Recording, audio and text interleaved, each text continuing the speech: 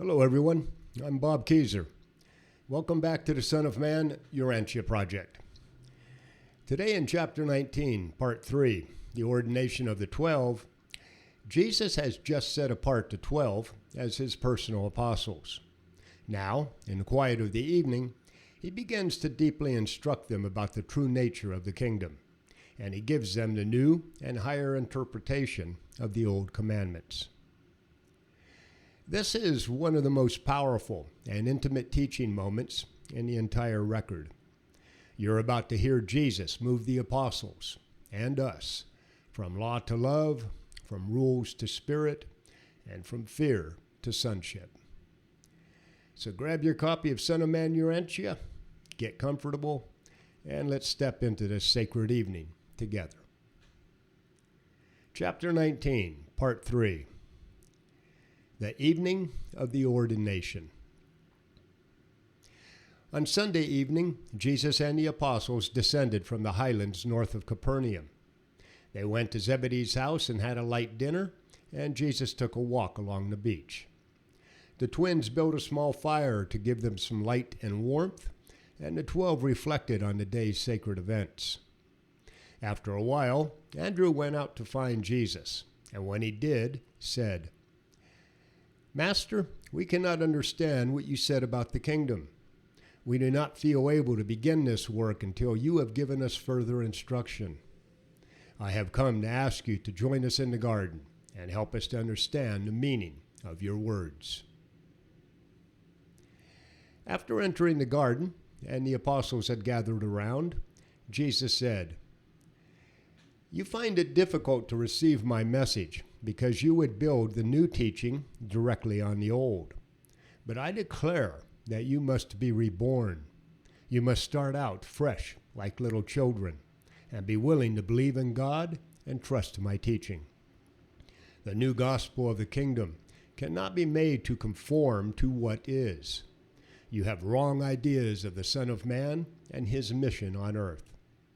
But do not make the mistake of thinking that I have come to set aside the law and the prophets.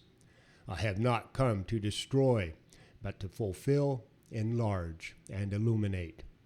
I come not to transgress the law, but rather to write these new commandments on the tablets of your hearts. I demand of you a goodness that will exceed the righteousness of those who seek to obtain the Father's favor by prayer, fasting, and almsgiving. If you would enter the kingdom, you must have a righteousness that consists in love, mercy, and truth, the sincere desire to do the will of my Father in heaven." Then Simon Peter said, "Master, if you have a new commandment, we would hear it. Reveal to us the new way." Jesus said, "You have heard it said by those who teach the law, 'You will not kill, that whosoever kills will be subject to judgment.' But I look beyond the act to uncover the motive. I declare to you that everyone who is angry with his brother is in danger of condemnation. He who nurses hatred in his heart and plans vengeance in his mind stands in danger of judgment. You must judge your fellows by their deeds. The Father in heaven judges by their intent. You have heard the teachers of the law say, 'You will not commit adultery.' But I say to you that those people who look on others with intent to lust after them have already committed adultery in their hearts. You can only judge people by their acts, but my Father looks into the hearts of his children and in mercy judges them in accordance with their intents and real desires." Now a quick word from the heart. If these words are stirring something deep inside you, if you feel the Master calling you to a higher way of living, please take a moment to like this video, subscribe, and leave a comment about which part touched you most. Your thoughts help others find this light. And remember, peace on earth truly does begin with us. One merciful choice, one loving act at a time. Now back to the garden with Jesus and the 12. Jesus was minded to go on discussing the other commandments when James Zebedee interrupted him, saying, "Master, what will we teach the people regarding divorce? Will we allow a man to divorce his wife as Moses has directed?" Jesus replied, "I have not come to legislate, but to enlighten. I have not come to reform the kingdoms of this world, but rather to establish the kingdom of heaven. It is not the will of the Father that I should yield to the temptation to teach you rules of trade, government, or social behavior that may be good for today, but would be unsuitable for the society of another age. I am on earth solely to comfort the minds, liberate the spirits, and save the souls of people. But I will say this about divorce, that while Moses looked with favor on such things, it was not so in the days of Adam and in the garden." After a moment, Jesus continued, "You must always recognize the two viewpoints of mortal conduct, the human and the divine, the way of the flesh and the way of the spirit, the estimate of time and the viewpoint of eternity." The 12 could not understand all they were taught, but they were much helped by this instruction. Then Jesus said, "But you will stumble over my teaching because you want to interpret my message literally. You are slow to discern the spirit of my words. Again, you must remember that you are my messengers, that you are beholden to live your lives in spirit as I have lived mine. You are my personal representatives, but do not err in expecting all people to live as you do in every particular. You must remember that I have sheep not of this flock, to which I am also beholden, that I must provide for them the pattern of doing the will of God while living the life of the mortal nature." Nathanael said, "Master, will we give no place to justice?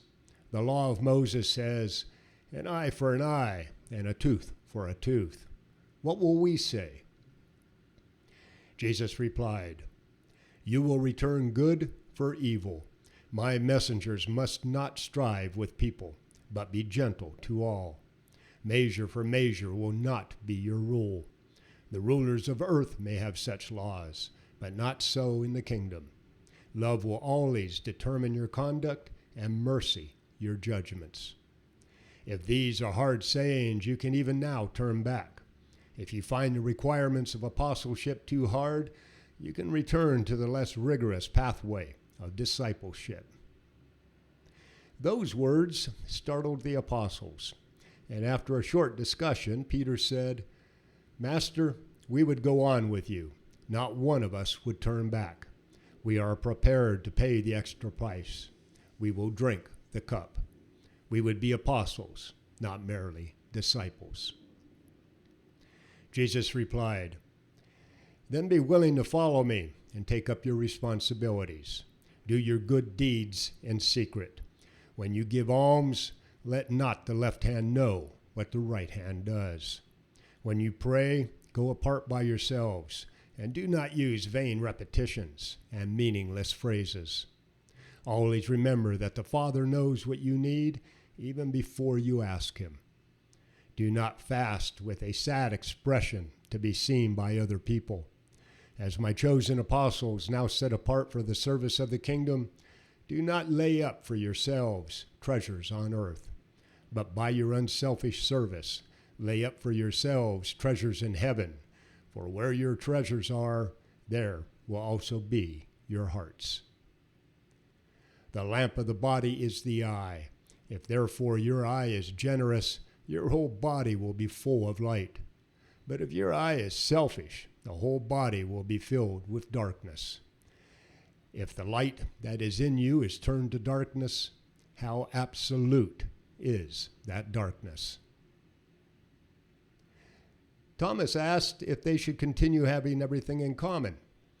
Jesus said, "Yes, my brethren, I want that we live together as one understanding family.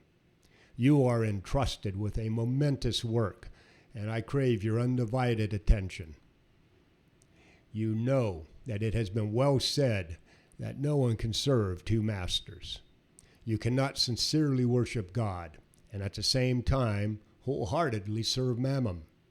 Having now enlisted unreservedly in the work of the kingdom, do not be anxious about your lives, much less be concerned with what you will eat or what you will drink, neither for your bodies nor for what clothing you will wear.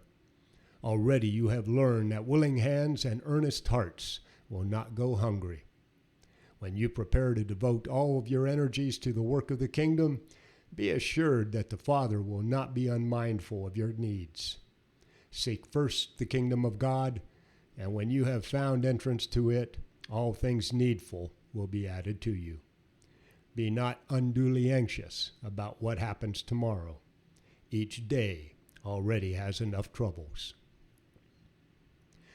When Jesus realized that they wanted to stay up all night asking questions, he said, "My brethren, you are earthen vessels. It is best for you to go to your rest, to be ready for tomorrow's work." But sleep had departed from their eyes, and Peter ventured to ask, "Can I have just a short private talk with you? Not that I want to have secrets from my brothers, but I have a troubled spirit, and if by chance I deserve to be reprimanded by my master, I could endure it better alone with you." Jesus said, "Come with me, Peter," and led the way into the house. When Peter returned to the others, much cheered and immensely encouraged, James decided to go into the house to talk with Jesus. And so on through the early hours of the morning, the other apostles went in, one by one, to talk with the Master. When everyone except the twins, who had fallen asleep, had spoken with Jesus, Andrew returned to the house to inquire of Jesus if he should wake them up to also talk with him. And Jesus smiled, replying, "They do well. Do not trouble them." The night had now passed, and another day was dawning. Okay, friends, that was chapter 19, part 3, the ordination of the 12. Jesus has now fully commissioned his apostles and given them the spirit of the new kingdom teachings. Up next, part 4, coming very soon in the playlist. If this is blessing you, please like, subscribe, and share it with someone who needs the Master's message right now. And don't forget, my book, Son of Man, Urantia, The Life and Teachings of Jesus from the Urantia book, is available on Amazon in both English and Spanish.